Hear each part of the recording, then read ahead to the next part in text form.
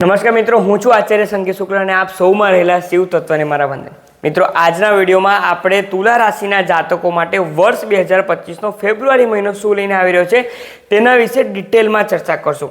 તો તુલા રાશિ એટલે કે જેનું પણ નામ ર અને ત આ બે મૂળાક્ષર પરથી થાય છે તેના માટેનો આ રાશિ ભવિષ્ય છે। તો જો તેને ડિટેલમાં આપણે ચર્ચા કરીએ તે પહેલાં જણાવી દઉં કે મેષથી લઈને કન્યા રાશિના જાતકોનું રાશિફળ ઓલરેડી યુટ્યુબ ચેનલ પર અવેલેબલ છે।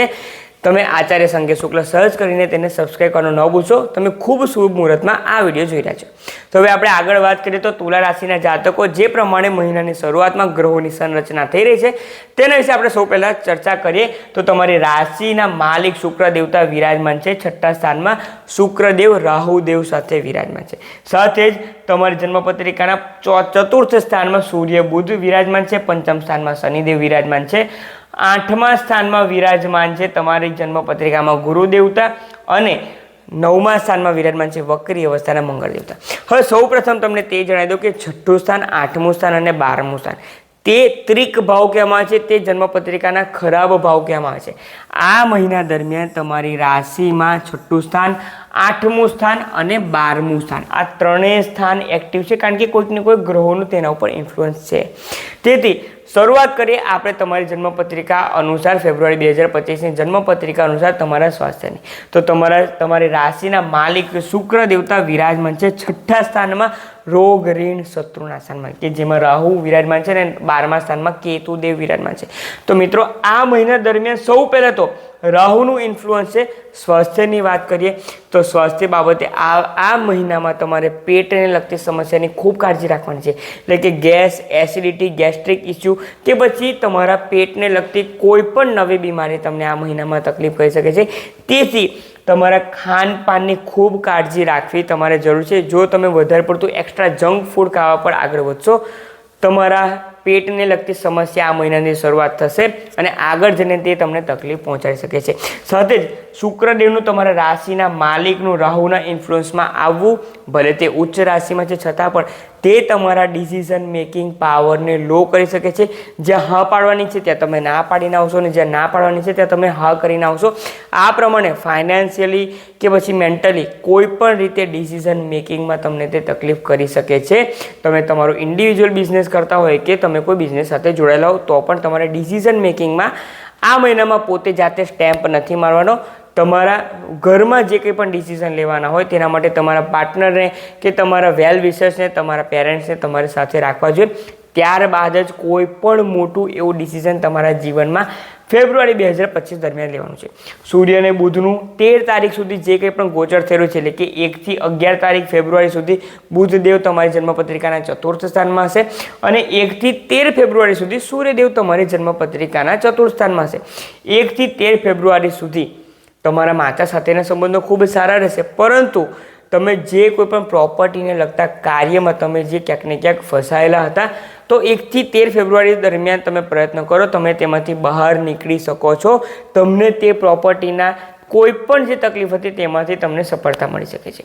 13 ફેબ્રુઆરી બાદ સૂર્યદેવ અને 11 ફેબ્રુઆરી બાદ બુધ દેવતા જે રાશિ પરિવર્તન કરીને પંચમ સ્થાનમાં ગોચર કરી રહ્યા છે, તો પંચમ સ્થાનમાં શનિદેવ ઓલરેડી વિરાજમાન છે। તો વિદ્યાર્થીઓ માટે વાત કરીએ તો 13 ફેબ્રુઆરી બાદનો જે સમય છે તે તમારા માટે ખૂબ શુભ પરિણામ લઈને આવી રહ્યો છે। તે પણ થઈ શકે છે કે જે બોર્ડના એક્ઝામ્સના જે કોઈ પણ સ્ટુડન્ટ્સ છે તો તમારા જીવનમાં તે પ્રમાણે થઈ શકે છે કે 13 ફેબ્રુઆરી બાદ તમે જે કોઈ પણ ચેપ્ટર્સ રિફર કરો કે લાસ્ટ મુમેન્ટ પર જે કંઈ પણ તમે પેપર્સ વાંચો છો કે જે ક્વેશ્ચન પણ વાંચો તે અચાનક જ ક્વેશ્ચન પેપરમાં તમારા સામે ફ્લેશ થઈ શકે છે। તમે તે લખીને પૂરેપૂરા માર્ક્સ પણ લઈ શકો છો। તેથી આ મહિનો 13 ફેબ્રુઆરી બાદનો જે કંઈ પણ મહિનાના દિવસો છે તમામ વિદ્યાર્થીઓ માટે 100% આ સમય તમારા માટે ખૂબ સારો રહેશે। ખૂબ મહેનત કરો અને પોતાના મા બાપનું નામ રોશન કરો। આગળ વાત કરીએ તમારા લગ્ન જીવનની। લગ્ન જીવનના માલિક મંગળ દેવતા એટલે કે તમારી જન્મપત્રિકાના સપ્તમ સ્થાનના માલિક મંગળ દેવતા વિરાજમાન છે તમારા ભાગ્યમાં।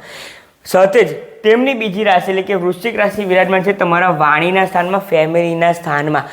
તો આ મહિના દરમિયાન તમારા લાઈફ પાર્ટનર સાથેના સંબંધોમાં તમારે વાણી પર ખૂબ કાળજી રાખવી જરૂરી છે, કારણ કે તમારા બિહેવિયરમાં કોઈ ચેન્જ નથી આનો, પરંતુ તમારા લાઈફ પાર્ટનરનું બિહેવિયર અનપ્રેડિક્ટેબલ રહી શકે છે અને તે પણ કઈ રીતે તેમની વાણીમાં ક્યાંક ને ક્યાંક કડવાહટ આવી શકે છે કે જે તમારા ફેમિલીને અને તમને જાતે પણ તે તેમની લેંગ્વેજ તમને ફાઉલ લેંગ્વેજ તમને તકલીફ આપી શકે છે. તેથી એક પ્રેક્ટિકલ રેમેડી હાલમાં જ આપી રહ્યો છું.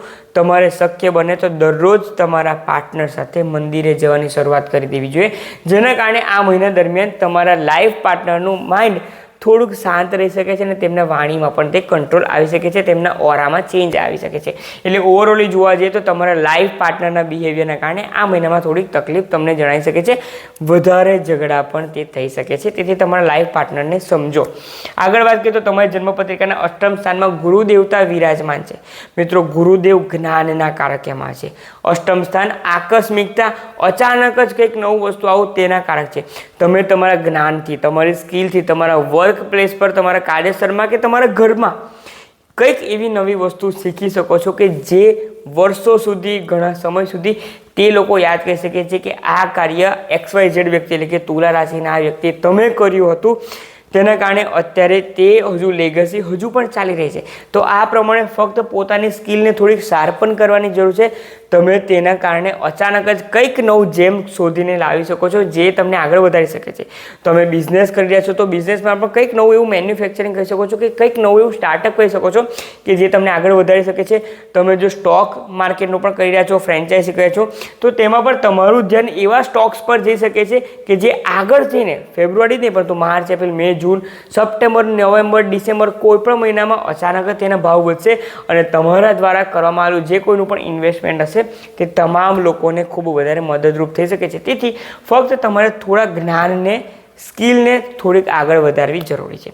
આગળ વાત કરીએ તો તમારા ભાગ્ય ભુવનમાં જે મંગળ દેવતા વિરાજમાન છે તેના વિશે તમને ઓલરેડી કહેવામાં આવ્યું છે કે તમારા લાઈફ પાર્ટનર સાથે તમારે તમારા ભાગ્યનો સાથ તો મળશે, પરંતુ લાઈફ પાર્ટનર સાથે મંદિરે જવાની શરૂઆત કરો. આ મંગળદેવ વક્રી અવસ્થાના પર તમને ખૂબ સારું પરિણામ આપશે. તમારું રોકાયેલું જે કંઈ પણ કાર્ય છે તેમાં તમને સફળતા અપાવી શકે છે. આગળ વાત કરીએ તો કેતુ દેવતા જે 12મા સ્થાનમાં વિરાજમાન છે, એટલે કે આ મહિના દરમિયાન તમારે હેલ્થની થોડી ઘણી કાળજી તો રાખવાની છે, પરંતુ આ મહિના દરમિયાન તમને ઓવર થિંકિંગ, એન્ઝાયટી, ડિપ્રેશન એ તમામથી તમારે દૂર રહેવાનું છે. જો તમે તેનાથી દૂર રહેશો તો તમારા માટે સારું રહેશે. આગળ વાત કરીએ કે બિઝનેસ જે કોઈ પણ કરી રહ્યા છે તો બિઝનેસ કરતા તમામ લોકો માટે આ મહિનો ખૂબ વધારે પ્રોગ્રેસ, સક્સેસ લઈને આવે છે. તેનું કારણ તે જ છે કે તમારા બિઝનેસના સ્થાનના માલિક તમારા ભાગ્ય સ્થાનમાં વિરાજમાન છે.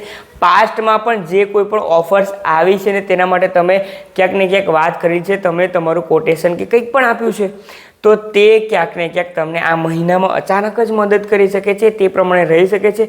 ફક્ત જો તમે પાર્ટનરશિપમાં કરી રહ્યા છો તો તમારા પાર્ટનરને સમજવાની જરૂર છે, બિઝનેસ પાર્ટનરને. અને જો તમે ઇન્ડિવિજ્યુઅલી કરી રહ્યા છો તો બિઝનેસ કરતા તમામ લોકો માટે, તુલા રાશિના તમામ જાતકો માટે આ મહિનો ખૂબ શુભ ફળ લઈને આવી રહ્યો છે.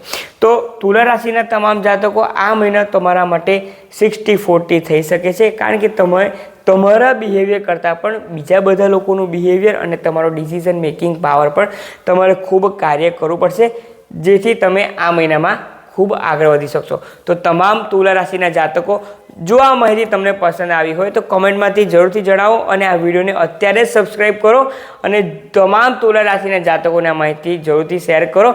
નેક્સ્ટ વિડીયોમાં આપણે વૃશ્ચિક રાશિના જાતકો માટે ચર્ચા કરશું. ઓમ નમઃ શિવાય. હર હર મહાદેવ.